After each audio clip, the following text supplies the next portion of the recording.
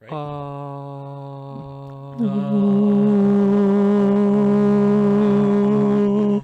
On that note, let's get the podcast started. I see what you did there. I aren't that clever. No. No.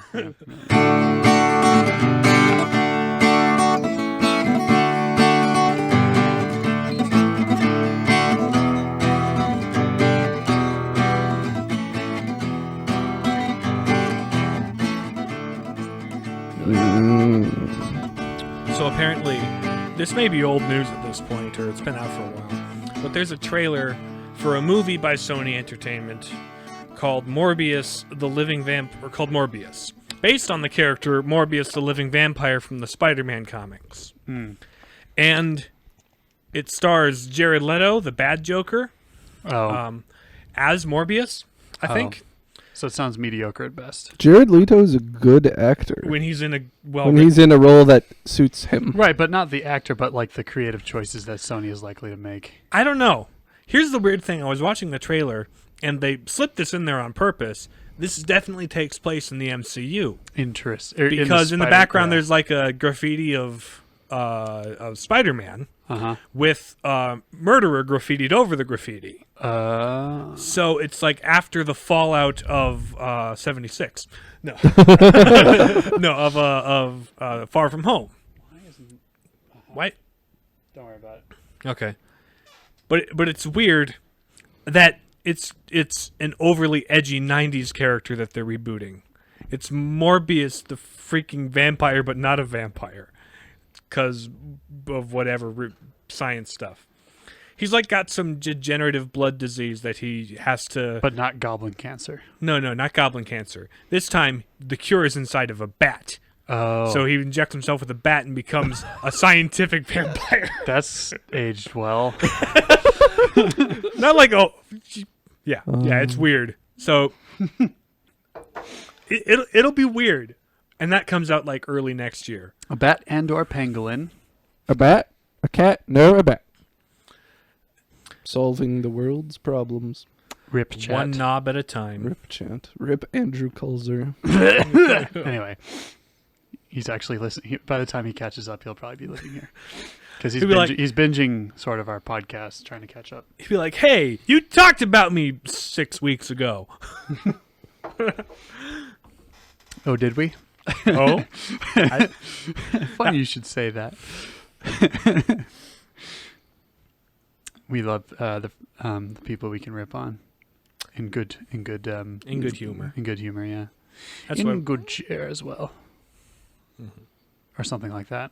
Or something like that. Mm-hmm. A little bit of mental scarring is bound to happen at some point, but I mean, you do it enough. You do have to sign a waiver to hang out with us. So yeah, that's just part of the. We should legit write a waiver. And like hand it out at like the next social gathering. Join any group chat of ours or hang out with us. We are not responsible for what happens to your brain cells. Yep. Yep. That'd be like it too. Like so and so has left the chat. Rip. Emma has left the chat. Yeah. Rip. Oh, we need to screenshot that. Like, we should look up what date that is and then just send her. It was like right after I roasted her for being a normie too. Yeah. I was like, I don't. It's like we've done it. It was probably the straw that we broke her. The camel's back. The day she truly was no longer on demand. We should have just let her look at the chickens, guys. Should have just let her look at the chickens. There is no context for those who don't know what we're talking about, and that's okay. That's fine. It's fine. The two people that listen know what we're talking about. Yes. Yep, all two of you. No matter how many people listen to this podcast, there are 2 listeners to this podcast. Or there's at least 2. That's correct. There's at least 2 listeners to the podcast. We are up to 8 whole followers now. Oh, on Spotify? Yeah. All right. I'm liking where this is headed. Yeah, that's at least 4 times more than 2. Yeah, but there's still at least 2. It's a multiple of 2, actually. Yeah. Until I thought the bit was all 2 listeners. Oh, all 2 listeners. All 2. Yeah, it's not at least 2. Yeah, okay. All 2 listeners. listeners. That's a lame cop out. Yeah. It is. And we're going to commit to the bit. We're all 2 listeners. If you're one of the two, We aren't going to tell you how it's spelled. we aren't going to tell you if you're one of the two. But as far as you're concerned, you're one of the two. Yeah. And all two out of the hosts agree. Two Two of the hosts. But yeah. Anyway. Yes. The March of Dark Souls continues onward. Oh yeah. Yes, I'm having a good time with it, actually. It's been quite nice to see you progress from being timid and scared of the little undeads in the first area to being timid and scared of giant boss repeats that are still not that scary, but you've learned to deal with them. Right. It's just nice to watch someone you know that you've played a game before and you're watching them play it and watching how they... It's like, wow, you've come a long way, young Padawan. Yes, how they grow and learn from the experience. Yes, it has been interesting. I've been sort of like following along after Nathan goes to bed, just to see where he's but at. he took a significant fork from where I typically go. Oh, really? Yes. Interesting. I'm not going to ask where that was because there's already a short list in your head of the potential locations, I'm sure. growing shorter by the minute because You're sort of running out of places you haven't been yet. Right. Yeah. Pretty rapidly. And like those two dragons that were blocking my path, I finally got back around to figuring out how to get past them. Just because I avoided them for the whole game. They're like two different dragons in two different areas that are just there to block a path. One of them, I just hid until it flew down, and then I ran behind it and lit up the bonfire it was sitting on. By the sunlight altar? By the sunlight altar, yeah. Which, that would have been a handy bonfire to have early game. Yep. I should have unlocked it like first thing in the game. But whatever. Then there was like the one in the Valley of Drakes, which is like, I still haven't figured out what else there is to do there. There's like a big door that isn't open, or is it just an area to connect the deep basin to the other two places, the Firelink and the Blight Town. Blight Town. Is it just the crossroads type area with a couple annoying dragons, or? Well, I'm gonna let you figure that one out. Gotcha. Yeah. That is my general stance. Yeah. Things. Which I'm I gonna let respect- you figure that out. I like that, and I like that even the game respects you for doing that too. It's just like, I'm gonna let you figure this out. Yep. And if you don't really figure this out, there's a wiki or a friend that plays. I try to play through Dark Souls games blind the first time. Yeah. Because once you figure out the tricks and the gotchas and the gimmicks, it's... I feel like with a lot of game franchises, once you've played one or two of them, then you kind of get a feel for how, like, you know, the game is constructed. Yeah. But even just knowing what's around the corner just ahead of time speeds up the process. There have only been like 2 times I broke down and consulted the wiki. One time was for the Firekeeper thing. You scolded me for using a Firekeeper soul that wasn't the Firekeeper that died, and I knew it wasn't. It turned out that I was wrong. Right. And so I looked it up and was like, okay, I'm good. Then the other one was the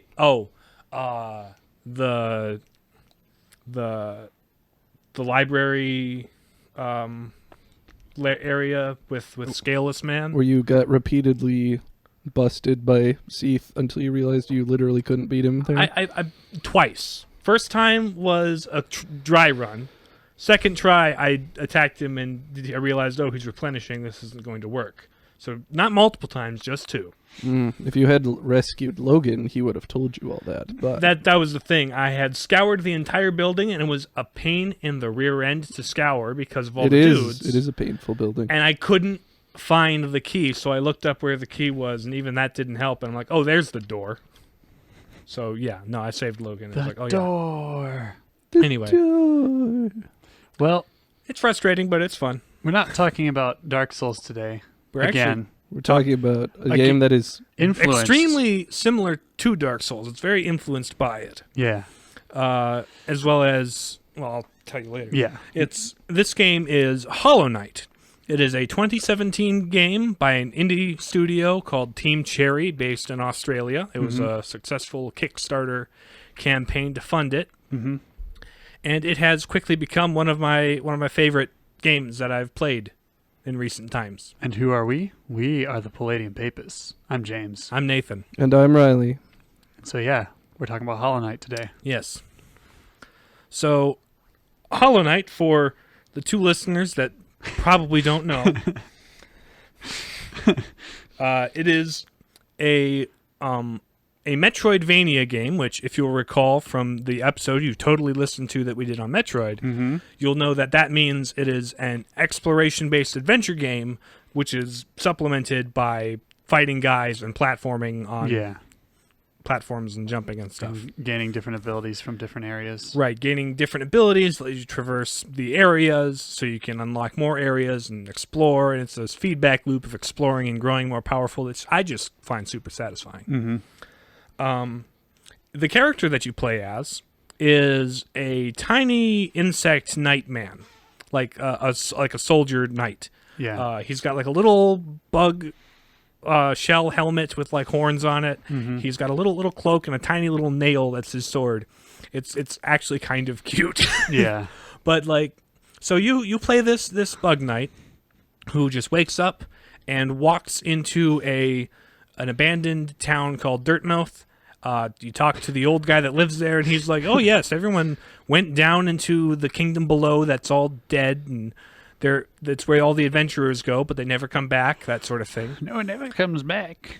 And so, what do you do? But you dive into Hollow Nest and just start to explore It's like, with well, I don't really plan on no coming back. direction, no really sense of what's going on, and you just kind of explore. You fight the dudes that attack you, and you slowly stumble across more and more characters and more areas, and things start to come together little by little. Yeah. You meet another character named Hornet, and she is another kind of bug knight like you. She's got longer horns and a red cloak just to keep her distinct. And you fight her a couple of times. She's like, "Oh, I know what you are. You can't, but I can't let you do the thing unless you're worthy." And so she runs away, and you're like, It's like, but who am I? "I don't even know who I am." I don't even know who I am. But the further you dig into the game, the more becomes clear. You eventually learn that the reason the kingdom of Hollow Nest fell into ruin was because of a great plague, like a virus Bunch that of swept mushrooms. through. No, not mushrooms. Not mushrooms? No, not mushrooms. Oh. There is an area that is very full of mushrooms, but the mushrooms are not the plague. Gotcha. But yes, mushrooms are a thing you picked up. What from kind of watching me. plagues do locusts have?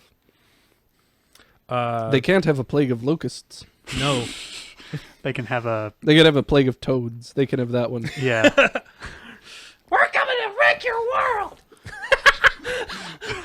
Oh boy! I doubt they could do any damage whatsoever. Mario 3D World is good fun. But no, it's this disease that is associated with light. Like the little globules that infect the people are like glowing in orange, and everyone that gets infected talks about being drawn to the light. And for a while, the light bad narrative confused me Yeah. until I realized, oh wait, these are bugs. Yeah. So it makes sense for a plague of light to hijack their brain and lead them to destruction. Do you have lamp? So I'm like, oh, Brother, I love lamp. so that I thought that was kind of neat theming after all. Mm-hmm. But no, so you're diving down deeper into the kingdom area by area, and subtly, I should mention, one of the big gameplay elements taken directly from Dark Souls is, well, for one thing, it's hard. Yeah. It's really hard, and it's like satisfying to overcome the challenges and get the rhythm of things. Mm-hmm. I'm into that. But something that rips directly from Dark Souls' book is when you die, and you do that a lot, you leave behind a little shade ghosty guy. Mm-hmm. And this little shade ghosty guy has all of your money and like half of your magic mana, soul stuff. So you have to go back to the place where you died and recollect your stuff. So imagine Minecraft if you died and you wanted to go get your stuff. You had to fight your shadow.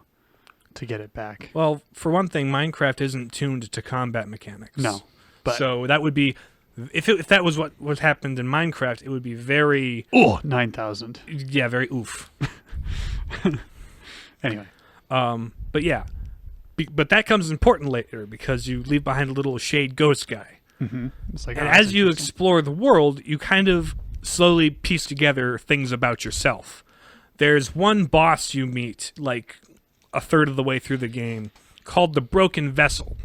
And this broken vessel has a helmet very much like yours, has like a little cloak like yours and a little sword like yours, and it's like, why does this guy that looks just like me have the name Broken Vessel? He's broken, obviously, but what's with the vessel bit?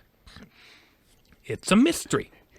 So you dive a little further, and there's another area that's like at the very, very bottom of the world. Yeah. And you go down to the bottom into the void, and there's these void creatures that pop up and start attacking you. These void creatures look a lot like your little ghost guy you leave behind when you die. These little shade guys.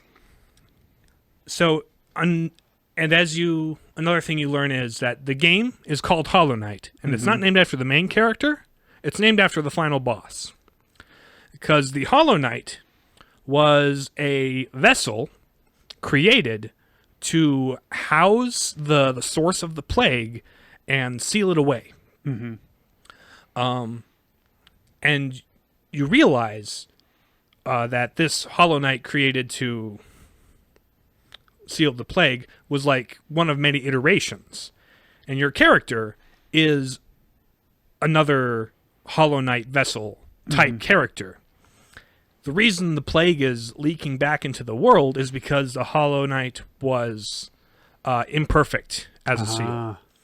I think the whole point is because the plague like hijacks your dreams, your mind, and so the goal the ancient king wanted to do was to create a vessel that was without thought and without will. But the problem is he treated it too much like a sun, and it started to form an identity, which meant it had the plague could influence it. So over time, the seal was breaking down and leaking back into the world. And you see that of the effect of the plague throughout the game, and it's really great. Well, really well put together.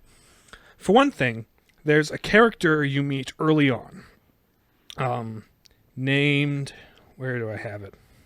Oh, Mila. There's a character named Mila you meet early on. And she's this intrepid little miner bug who's like, I'm going to seek my fortune in the crystal caverns, digging out the gemstones. It's going to be great. And she's got this really chipper attitude. She's singing to herself. She's just a really delightful character you come across. Mm-hmm. As you explore the world, there's these enemies called husks, which are like the dead corpses of the other bugs that lived in the kingdom that are possessed by the plague. And you come back through the area where Mila is from time to time, and every time she gets a little more tired, a little slower, and has less to say. Mm-hmm. And you get to an area in the game, the Crystal Caverns, which she was right next to, and there's a whole bunch of these enemies that are these beetles with little pickaxes that attack you, that look just like she did. Until it gets to the point where you walk back through, and she has been fully taken over by the plague and is now just a normal enemy. Mm-hmm. And it was like really sad to see the impact, like firsthand, to talk to this character and have a tiny little NPC relationship with it, and then to have that come to an end because of the force you're trying to stop. Mm-hmm. It kind of was a really poignant character moment that gave me like this extra resolve to like, oh yeah, this is bad stuff going on. Oh yeah. I was today years old when I realized that that's basically what hollowing is in Dark Souls. I was like a couple days ago years old when I realized, oh yeah, they directly ripped that out of Dark Souls. That's something that occurs in Dark Souls as well, where a character slowly goes mad by dying repeatedly. But it's neither here nor there. We'll talk about that when we talk about Dark Souls. Right. Another Someday. when I finish it, and when we make you suffer through the first boss. Anyway, another way the gravity of the plague is really emphasized is there's this one first early area you go through called the Forgotten Crossroads. Sure.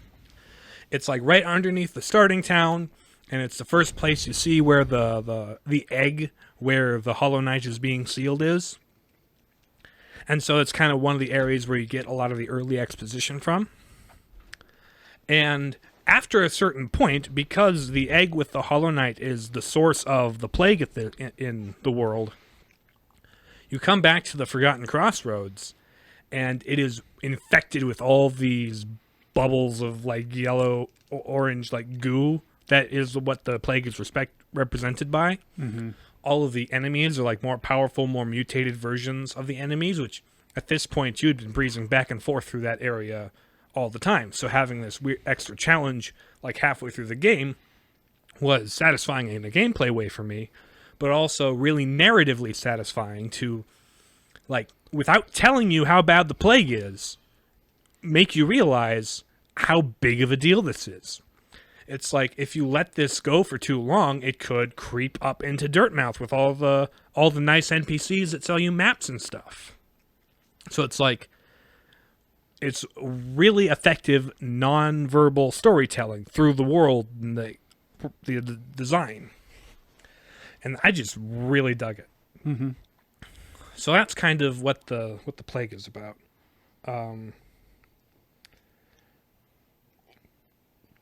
So yeah, after fighting a whole bunch of guys and getting a whole bunch of upgrades and doing a whole bunch of exploring, you get to this point where, well, for one thing, the way I played it, this game allows for some really nonlinear progression. Some really outside-the-box thinking could be used to do things in the wrong order. And by the time I got to the end of the game, I was missing 2 key items. I just found ways around most of the obstacles, but like I couldn't use the little tram cars to go fast travel, and I couldn't swim through acid because I didn't get that thing. Yep. But between all the other upgrades, I had enough tools, and the world was designed in such a way that was like all loop-de-loopy and dense and really just interconnected, that I was always able to find 2 ways to any one location. So I didn't get the endings in order because there's like multiple endings depending on what you do in the game. But yeah, you fight. All you're told to do is unlock the 3 seal holders and then go into the egg and fight the Hollow Knight. When I did that, I got this second ending, but I'll talk about that because when you fight the Hollow Knight, the whole goal you realize is for your character to take the place of the Hollow Knight holding the plague in place. To like just change the seals, which I realize is they another also ripped Dark off from Souls Dark thing. Souls. Yeah. It's just the more I play Dark Souls, I'm like, oh yeah, Hollow Knight did this, didn't they? That's funny. What if Dark Souls, but platformer? Yes, and much there's a lot more gameplay differences. Right. Yeah. I mean, Dark Souls is very clunky on purpose, whereas Hollow Knight's really snappy and fluid. Mm-hmm. It's like playing Metroid or Mega Man in 2D, right? I mean, anyway. So yeah, you're fighting the Hollow Knight, and it didn't occur to me at the time. But one thing that happens is you like get him down to a point where he's like, where he like between phases of the boss, right? There's multiple phases. But in one phase, the guy takes out his nail and starts stabbing himself. And it was like, what the heck is going on? Why are you It wasn't until just earlier today writing notes up for this that I realized, oh, the Hollow Knight isn't fully controlled by the plague yet. He knows he needs to be defeated to have the seal changed. He's helping. Mm-hmm. What? What? It was like so it was weird and just kind of unnerving actually when I fought him the first time. It's like, why are you stabbing yourself? But why are you stabbing yourself? Why are you stabbing yourself? Why are you hitting yourself? But no, now I realize, he's actually being helpful. Also, in some endings, you can get Hornet's help, and she'll pop in and whack the guy for you a little bit because she's Solaire. Slap. Yeah, pretty much. If Solaire was a boss twice before, which he isn't, is he?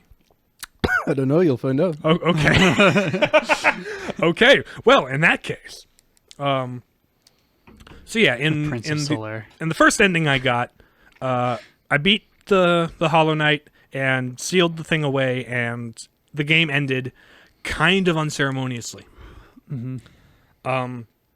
It wasn't until I went back and backtracked and got a whole bunch more stuff and did a couple more story things that I realized when Hornet comes in and whacks him, there's an opportunity to use an item I haven't talked about yet that is a little bit important, I suppose, called the Dream Nail.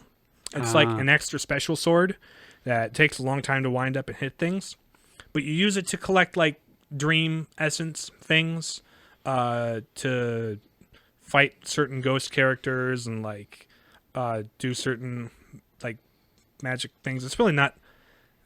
It's kind of important to the story, but also not really. Sure. Because you kind of got to go into people's dreams to fight to beat the guys holding the seal, and the Dream Nail does some really cool stuff actually for the storytelling. Because if you hit a character with it, you kind of see into their mind, right? Because it's a dream looking into nail sword thing. Yeah. So when you use it on NPCs, you can get a little extra depth to their character, where you can see what they think or feel about your character or the world. There's a couple characters who are savvy to what you're doing, and they're like, "Hey, don't go poking around in there, you little creep." Yep.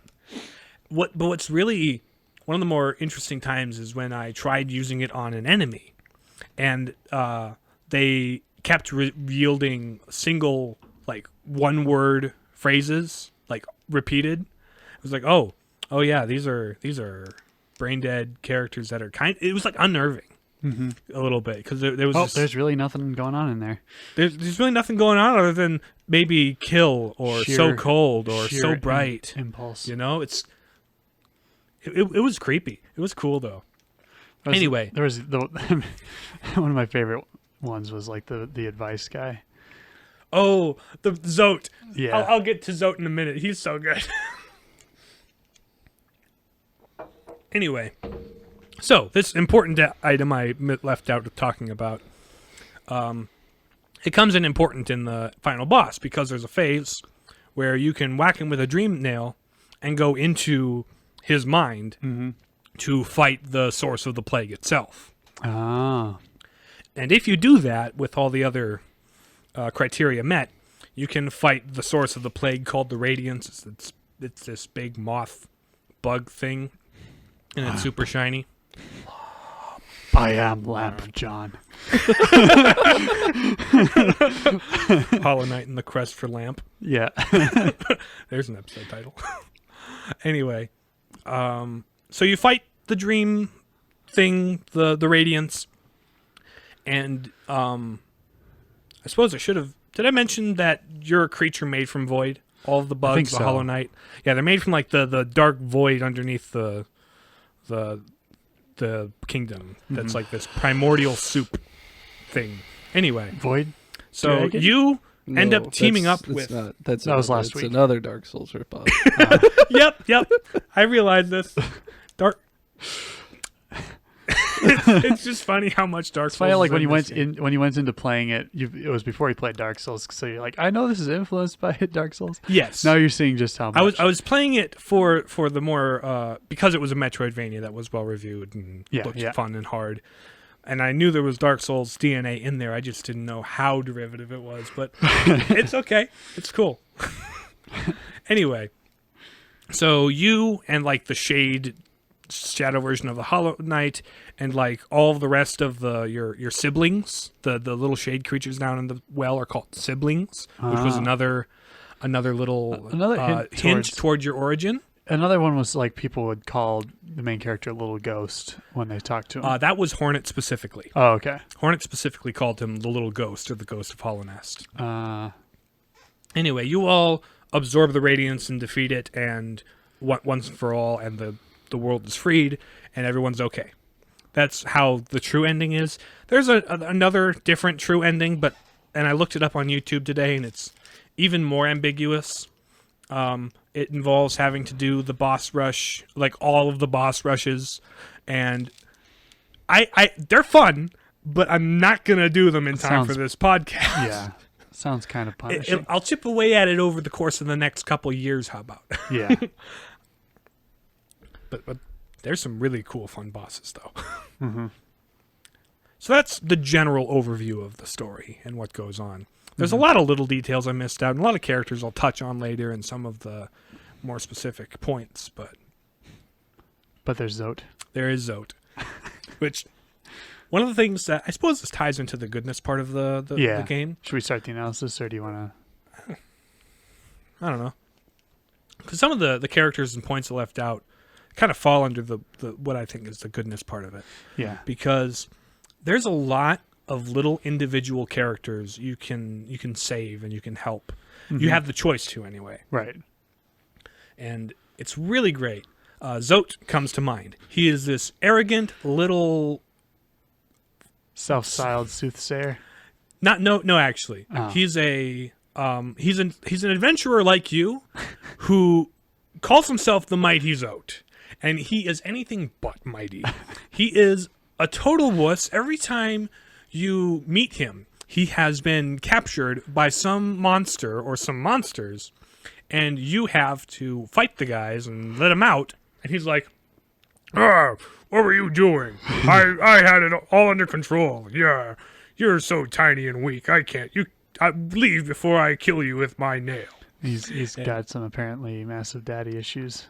Yes, it's really great because after you save him a couple of times, he will sit up in the town and start talking to people, and he's got the 57 precepts of Zote, which are like his 57 or so personal rules that he goes by. I haven't written any down. I should have, but they're all they give you a weird window into his character. Yeah, you pull that up. Yeah, I'm gonna pull up a couple of them because they're really good. There are some really great quotes, and you just sit there for 20 minutes reading all this guy's dialogue, and it's so full of character and so charming and so like twisted and sad. It's terrible. Always precept 1: always win your battles. Losing a battle earns you nothing and teaches you nothing. Win your battles or don't engage in them at all. Which is the opposite of what you learn in the gameplay, by the way. Precept 2: never let them laugh at you. Let's see. There's one of them. It's like, mothers will always betray you. Yeah. Precept 4: forget your past. The past is painful, and thinking about your past can only bring you misery. Think about something else instead, such as the future or some food. What's another one? And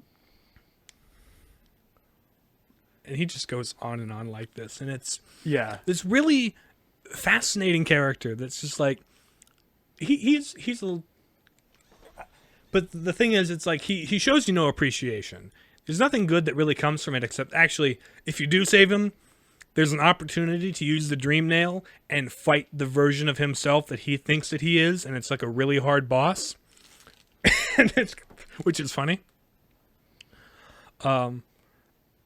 So yeah, that's Zote. He's one of my favorites. But you got another good precept there, or? So some of them are actually like little game hints, aren't they? Somewhat, if backhanded. Don't trust your reflection. When peering at certain shining surfaces, you may see a copy of your own face. The face will mimic your movements and seem similar to your own, but I don't think it can be trusted.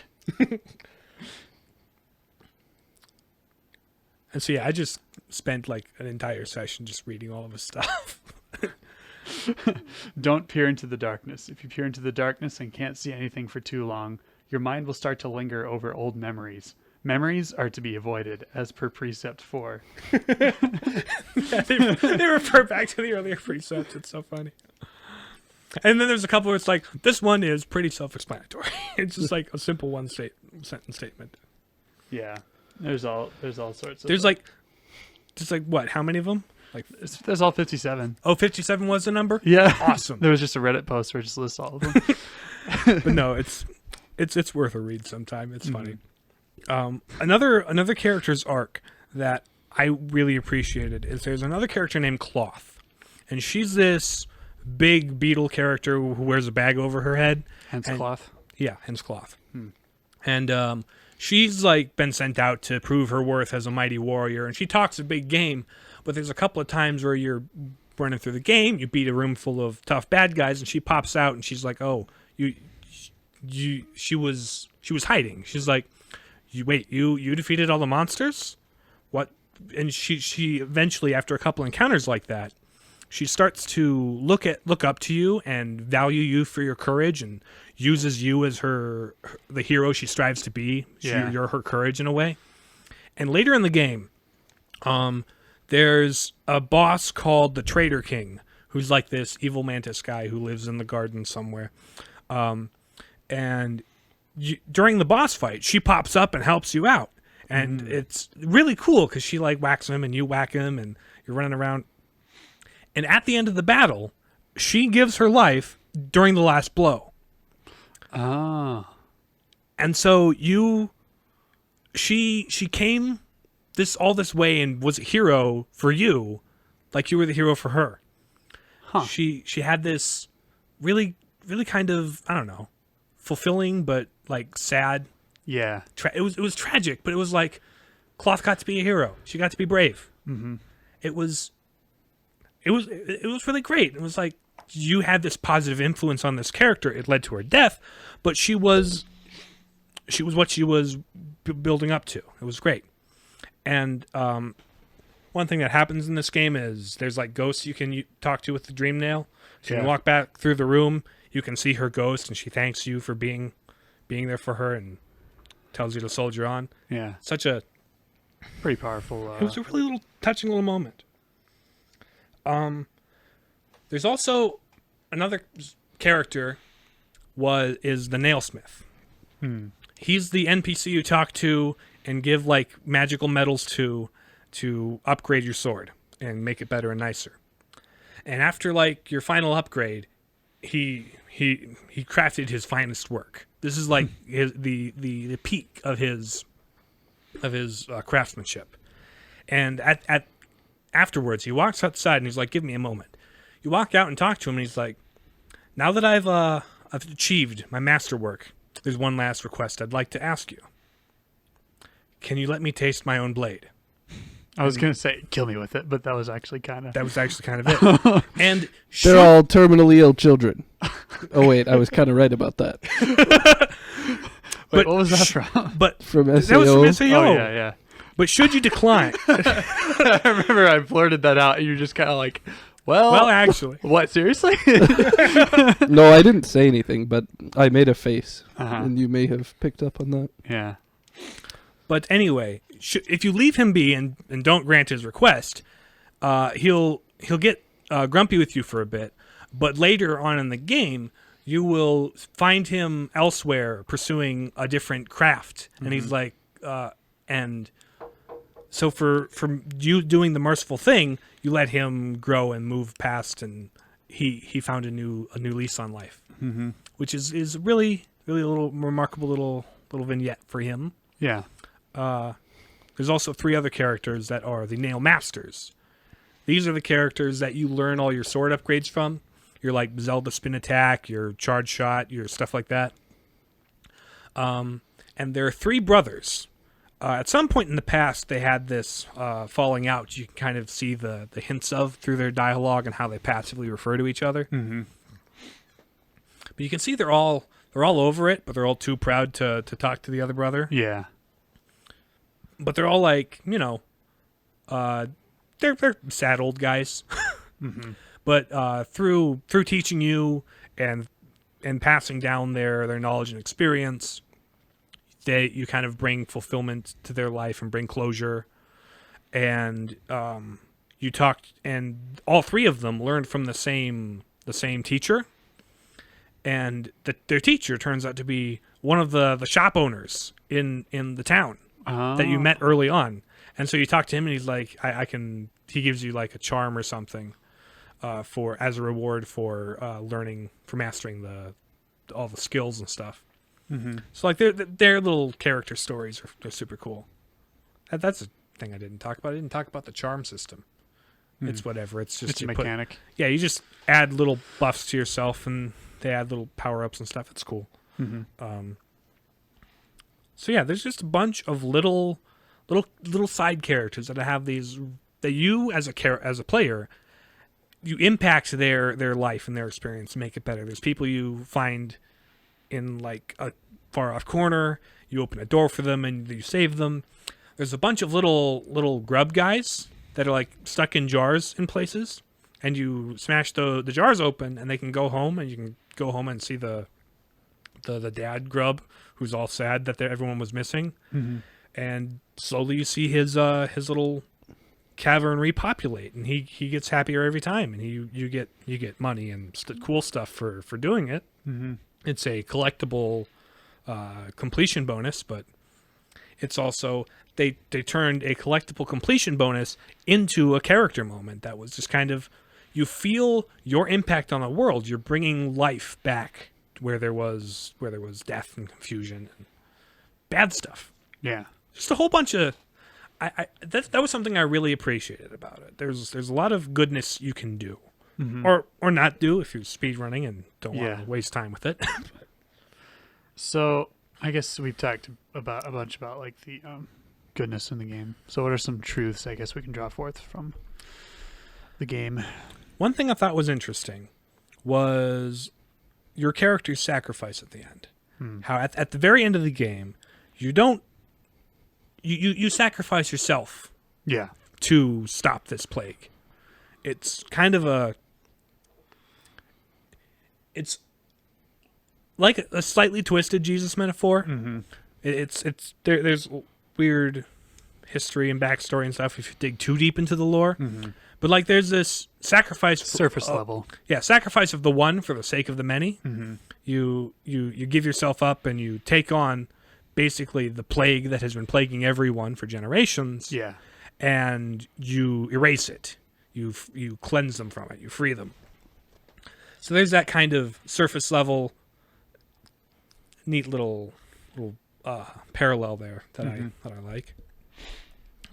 There's plenty in the beauty department from what I saw. Oh yes, it is an indie game. Indie game. It's especially I mean, it's 2-dimensional, so it's right, but it's like hand animated. But it's not pixel art. No, it's not. It's like, I think it's more like, and it's digitally animated, right? But it's all like frame by frame and by hand, all hand drawn, and it's really striking. Mm-hmm. All the areas are very visually distinct. There's like, and the use of color is really vibrant and distinct for each area because But it also does have an overall sort of black as its primary color. Dreary. It does have a very dark color palette. Uh-huh. But that doesn't stop some areas from being downright gorgeous. Yeah. It's like, even though it's a dark color, it's like they choose really rich, vibrant dark colors. And they also use a lot of white to contrast it. Right. The player character, for as dark as the backgrounds are, you have a stark white helmet on. That really makes you stand out no matter what background you're on. A lot of the enemies also have white helmets that really contrast from the background and make it so it pops. You can immediately recognize, oh, this is a character I can talk to, or this is a guy I have to whack. And it's really, really remarkable. The use of color, the choice of color, and even though it's a dark color palette, it's also a lush color palette. Mm-hmm. One of my favorite areas is called the City of Tears. Mm-hmm. And it's like this capital city area, and it's constantly raining. And it's got this really deep blue color palette to it, even inside all the buildings. And the funny thing is, you're underground in this underground kingdom of bugs, right? Yeah. Why is it raining? Well, if you go to the area directly above it, there's a pristine crystal blue lake that is leaking through cracks in the ceiling and causing it to rain perpetually in the City of Tears. Mm-hmm. And it's the world design is cohesive like that. Yeah. So there's some really also there's the mossy area. I forget what it's called. Like probably like Moss Path or something. But it's like really lush and vibrant greens, and really I love the use of color in that game. And the animation, it's all hand drawn and hand animated. So the backgrounds are all detailed, and no two areas look alike. They don't reuse tile sets very much. It's, for an indie game too. It's like Sonic Mania has no excuse for being pixel art, I tell you what. It's all it's a any 2D game with a budget should either be really good 3D or or Hollow Knight. Yeah. Pretty cool. Also the music really does a good job. Yeah.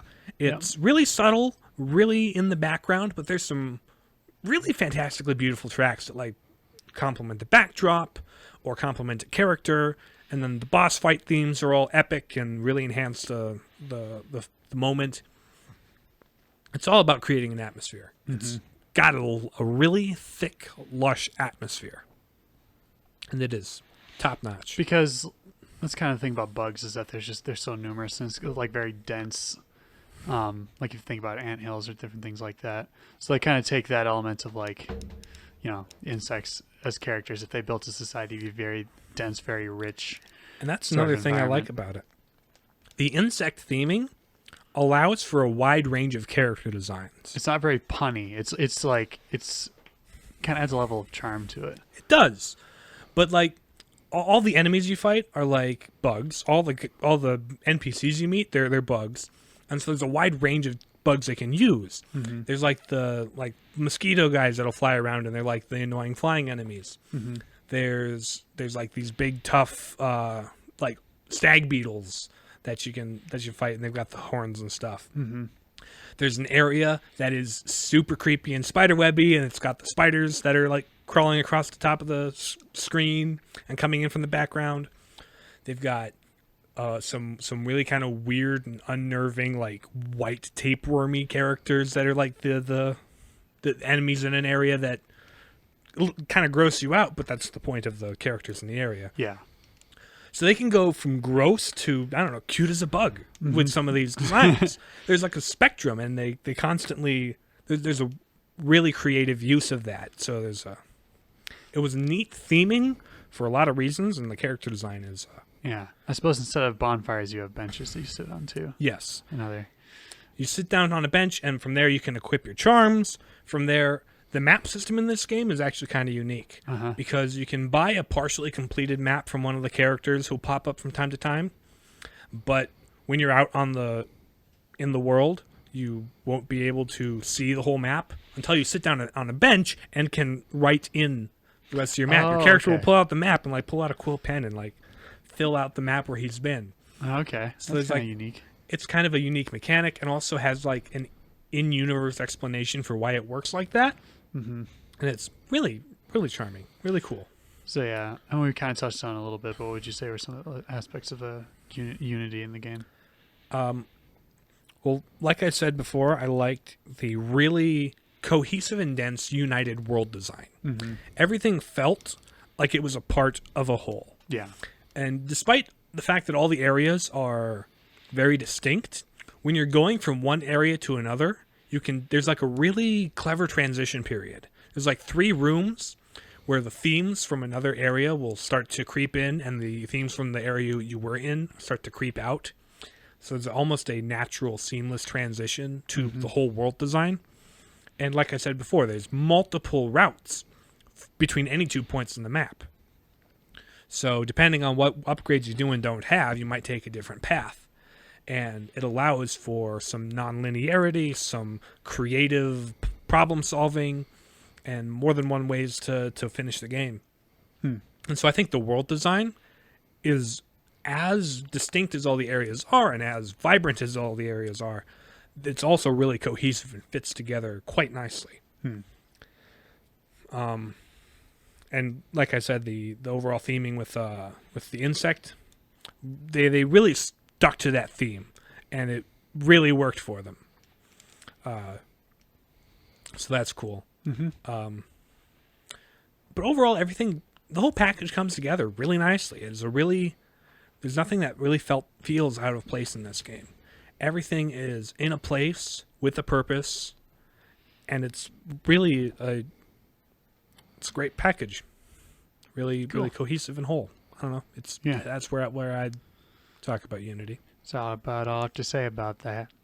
I'm the only one here that has played it. So. We've watched you play it, right? It's not quite the same as playing it. But got a lot of the general impressions. Yeah. Very cool. I like it. I recommend it. It's not for everybody, but it's very for me. Mm-hmm. While our podcast may not be for everybody, it may be for you. It may be for 2 more of you. Yeah. So if you want to be one of the many 2. If you all want to go and make 2 intentional disciples of the podcast. Let's not go there. Let's not turn this into a pyramid. I mean, no. It should not reflect the opinions that we are clearly sharing.